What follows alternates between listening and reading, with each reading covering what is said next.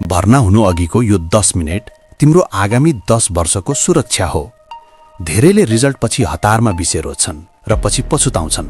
तर आज म तिमीलाई कुनै एउटा सब्जेक्ट रोज्न होइन, एउटा करियर पाथवे रोज्न सिकाउने छु। यस्तो तरिका जुन तिमीलाई कुनै स्कुल वा कलेजले सिकाएको छैन।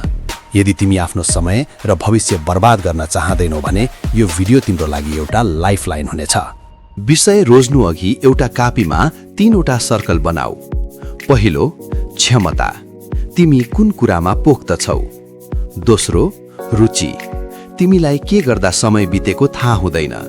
र तेस्रो, बजार, भविष्यमा कुन क्षेत्रमा अवसर र पैसा छ। जहाँ यी 3वटै कुरा भेटिन्छन् त्यही नै तिम्रो लागि सही विषय हो। ग्रेडले मात्र होइन, यी 3 प्रश्नको उत्तरले तिम्रो भविष्य तय गर्छ। यो फ्रेमवर्क कहिल्यै पुरानो हुँदैन।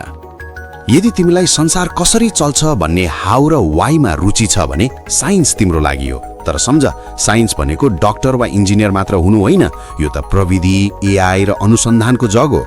यदि तिमीमा समस्या समाधान गर्ने र नयाँ कुरा खोज्ने भोग छ भने मात्र यो बाटो रोज। अरूको देखासेखीमा होइन, आफ्नो दिमागी क्षमता र क्युरियोसिटीको आधारमा यो कडा बाटो हिँड्ने हिम्मत गर।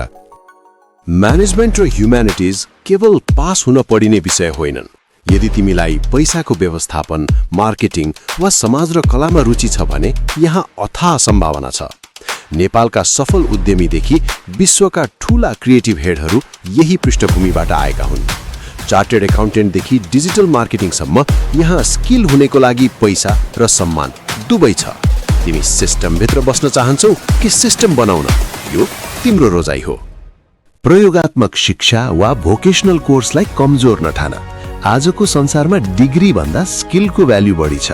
आईटी, होटल म्यानेजमेन्ट वा प्राविधिक इन्जिनियरिङ जस्ता ह्यान्ड्स अन कामहरूले तिमीलाई छिट्टै आत्मनिर्भर बनाउँछन्। यदि तिमीलाई किताबी ज्ञान भन्दा काम गरेर सिक्न मन पर्छ भने यो सबैभन्दा स्मार्ट बाटो हो। सम्झ, एउटा दक्ष मेकानिक वा डिजाइनर एउटा बेरोजगार डिग्री होल्डर भन्दा धेरै सफल हुन्छ। अभिभावकको दबावलाई विद्रोहले होइन, विश्वासले जित। उनीहरू तिम्रो भविष्यलाई लिएर डराएका मात्र हुन्। उनीहरूसँग झनक्क रिसाउनुको सट्टा आफ्नो एउटा एक्सन प्लान देखाऊ। भन, म यो विषय पढ्न चाहन्छु किनकि यसमा मेरो यस्तो करियर प्लान छ। जब तिमीमा स्पष्टता र जिम्मेवारी देखिन्छ, उनीहरूको डर आफै कम हुन्छ।